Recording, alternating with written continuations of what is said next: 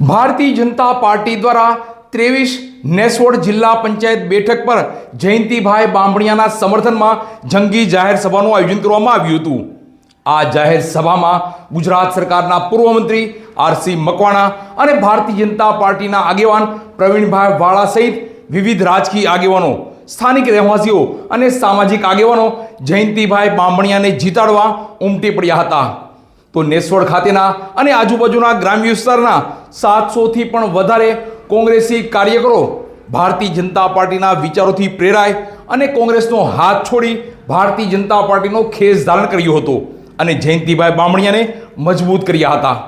આટલી મોટી માત્રામાં કોંગ્રેસી કાર્યકરો ભારતીય જનતા પાર્ટીમાં જોડાતા જયંતિભાઈ બાંભણિયાની જીત નિશ્ચિત હોય તેવું લાગી રહ્યું છે।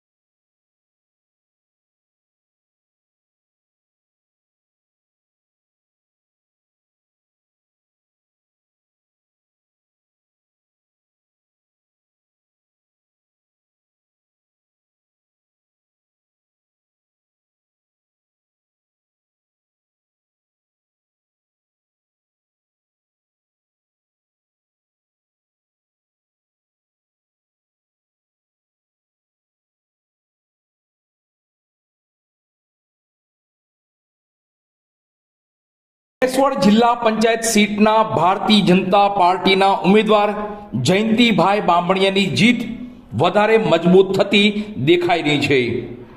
ગઈકાલે નેસવડ ખાતે જયંતિભાઈ બાંભણિયાના સમર્થનમાં ભારતીય જનતા પાર્ટી દ્વારા જાહેર સભા યોજાઈ હતી, જેમાં ગુજરાત સરકારના પૂર્વ મંત્રી શ્રી આરસી મકવાણા અને ભારતીય જનતા પાર્ટીના પ્રવીણભાઈ વાળાની ઉપસ્થિતિમાં કોંગ્રેસના ધુરંધર કાર્યકરો કોંગ્રેસનો હાથ છોડી ભારતીય જનતા પાર્ટીનો ખેસ ધારણ કર્યો હતો।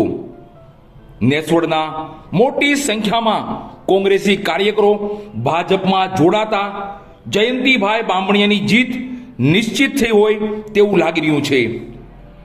રાજકારણની રસાકસી અને ચૂંટણીના માહોલની વાત કરીએ તો આગામી દિવસોમાં નગરપાલિકા, તાલુકા પંચાયત અને જિલ્લા પંચાયતોની ચૂંટણી યોજાનાર છે, ત્યારે રાજકીય પક્ષો પોતાના ઉમેદવારને જીતાડવા કાર્યાલયો ખોલી મહાપ્રચાર, મહાસભા યોજી રહ્યા છે। તો રાજકીય પક્ષોના કાર્યકરો, ઉમેદવારો પણ પ્રચાર પ્રસારમાં લાગી ચૂક્યા છે। આજે આપણે ચૂંટણીના માહોલમાં 23 નેસવડ જિલ્લા પંચાયત સીટના ભારતીય જનતા પાર્ટીના ઉમેદવારની વાત કરવાની છે। 23 નેસવડ જિલ્લા પંચાયત બેઠક પર ભારતીય જનતા પાર્ટી દ્વારા પોતાના મજબૂત, લોકપ્રિય અને સ્થાનિક રહેવાસી એવા જયંતિભાઈ બાંભણિયાને ચૂંટણી લડવા મેદાનમાં ઉતાર્યા છે। ત્યારે ગઈકાલે નેસવડ ખાતે ભાજપા દ્વારા જયંતિભાઈ બાંભણિયાના સમર્થનમાં જંગી જાહેર સભાનું આયોજન કર્યું હતું, જેમાં મોટી સંખ્યામાં સ્થાનિક આગેવાનો, ભાઈઓ, બહેનો, સામાજિક આગેવાનો જયંતિભાઈ બાંભણિયાને જીતાડવા અને તેમના સમર્થનમાં ઉમટી પડ્યા હતા।